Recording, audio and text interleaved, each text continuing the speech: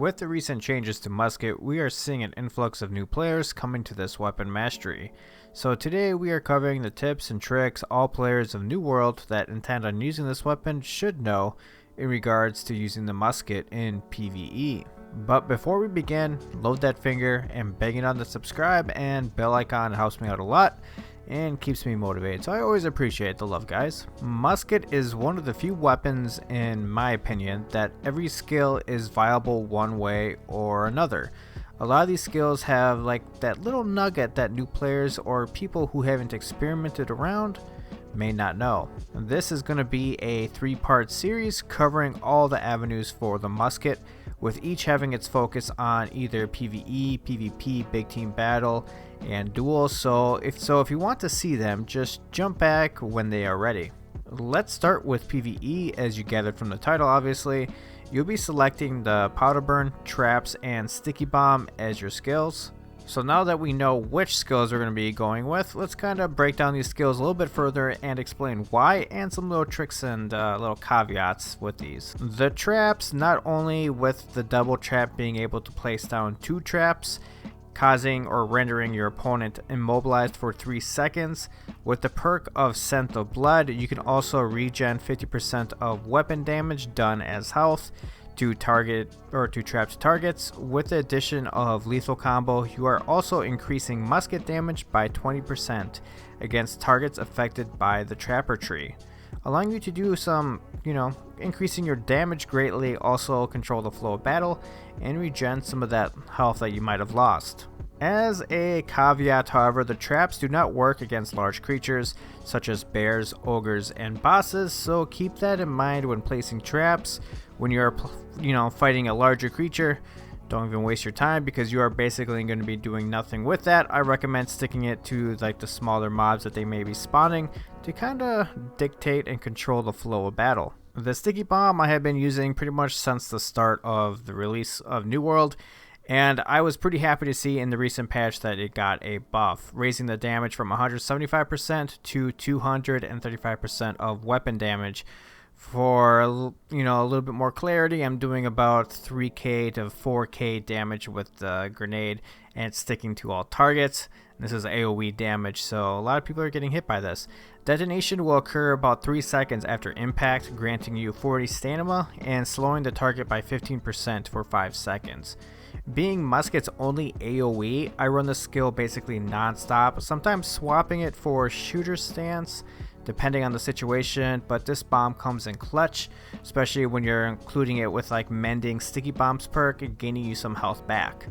So what I'm basically saying here is the bomb is back in play because this bomb is hitting hard. And then finally in this build, I use powder burn, dealing 110% weapon damage and burn effect that deals about 20% for 9 seconds. If you land a headshot with this skill, you can increase the duration up to 13 seconds when tying it with the passive Chronic Trauma.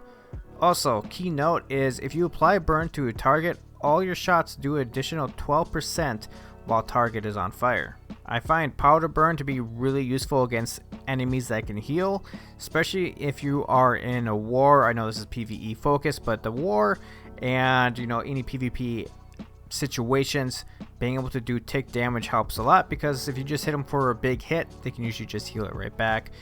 This kind of keeps it going for a bit. So let's move on to the breakdown of all passives and abilities in order that I choose as I progress through my playthrough. In the end, it doesn't really matter the order picked, but if you're leveling this up while following this guide, then it may be to your advantage. Key point of interest in the passives are number 6, Tactical Reload. Dodging reloads the musket. This is used across the board in all builds.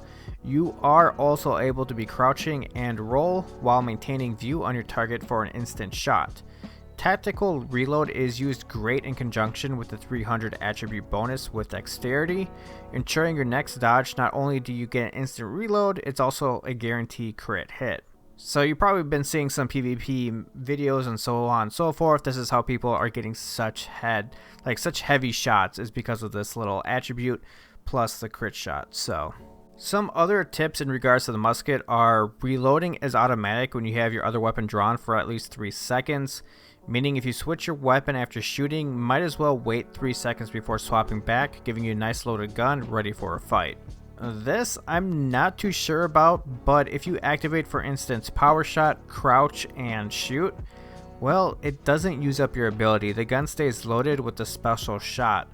Now, this could be a bug or it could be intended. It seems to happen very reliably, and I haven't seen any comment on it, so I'm not too sure. Might want to do a little bit of research on that, but as a little caveat, I'm seeing a lot of people doing this in especially like Outpost Rush, so keep in mind that's something you may want to be looking out for. Now, going over some gear, to be honest, I'd be doing a disservice by saying this is the one you need, but in reality of what you will find out is that they all do the job pretty fine. This goes for weapons and armor. Currently, I'm running this set with high dex to maximize my damage output. Currently aiming to get like a lighter leg piece, but overall I'm pretty happy with it. Like, the main thing you're going to be looking for is things to add to your dexterity and basically adding to your perks. So you're going to be looking for perks, basically, is what you're going to be looking for. So, well, speaking of perks anyways, the ones I recommend looking into are like crippling powder burn. So it gives giving target hit with powder burn being slowed by 23% for 5 seconds. This can be added to any item you're crafting with the steel musket charm. The nice thing about this is you're pretty much going to be burning them. So by burning them, you're also by slowing them down a bit, especially if you're playing with like a rapier musket mix. You can kind of close the gap and do some damage while they're taking the burn damage, and they're slowed, right? So it's pretty good in my opinion. Next, we kind of talked about a little bit earlier, which is mending sticking bombs. So you gain 28% of your max HP on a kill with a sticky bomb explosion. This can be added to your item crafting with an Orichalcum musket charm. Honestly, I use the bomb all the time. As a tip with the bombs, I like to fly in with the rapier, do some attacks, escape with fleche, and then throw a grenade back into the pile and shoot away. So you kind of get some of that health back that you were just used up fighting. You kind of get to use your fleche, get away, and then throw your grenade and gain some health back, do some big damage.